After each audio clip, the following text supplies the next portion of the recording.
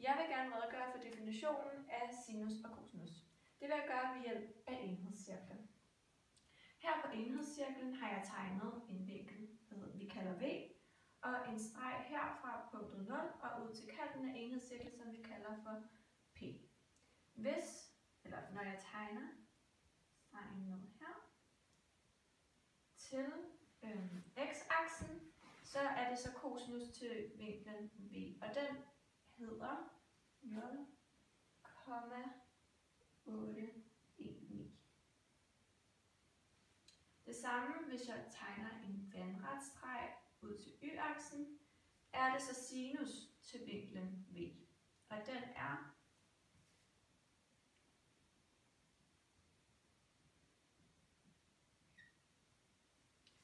altså sinus og cosinus er koordinattallet til et punkt i enhedscirklen.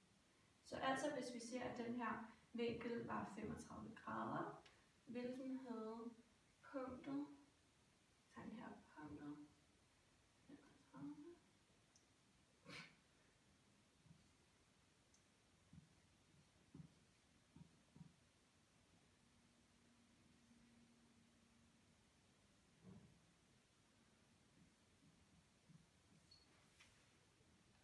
Og for at forklare, hvad tankens er, så er tankens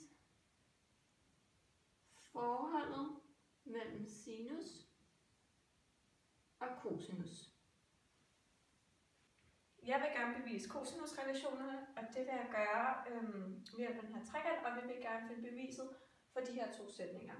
Jeg vil gøre det ved hjælp af den her trekant, som jeg har delt i to retvinklede trekanter. Det første, jeg vil gøre, det er at finde Pythagoras sætning i trekanten ABH, som er den her ABH, og den hedder så h i anden plus parentes b minus x parentes slut i anden er lige med c i anden, og den omskriver vi så den hedder h i anden er lige med c i anden minus parentes b minus x parentes slut i anden, og det gør vi så det samme Pythagoras sætning i trekanten BCH, som er BCH her. Og den hedder så h i anden plus x i anden er lige med a i anden, og den omskriver vi så også, som den hedder h i anden er lige med a i anden minus x i anden. Her har vi vores Pythagoras sætninger fra før, og dem vil vi så sætte lige med hinanden nu, og det kan vi gøre, fordi de begge to hedder h i anden her, så det betyder, at de er det samme. Den kommer så til at hedde c i anden minus parentes b minus x parentes slut i anden er lige med a i anden minus x i anden. Den omskriver vi hernede, så den hedder c i anden er lige med a i anden minus x i anden, plus parentes b minus x parentes slut i anden. Og her har vi så sagt den her parentes over på den anden side af lighedstegnet, så det er derfor, den også kommer til at hedde plus her. Hernede har vi så sagt, så ophører vi så parentesen, så den hedder c i anden er lige med a i anden minus x i anden, plus b i anden plus x i anden minus 2 gange b gange x. Hernede omskriver vi den så igen, så vi udligner de her x i anden herover, så den så kommer til at hedde c i anden er lige med a i anden plus b i anden minus 2 gange b gange x stjerne.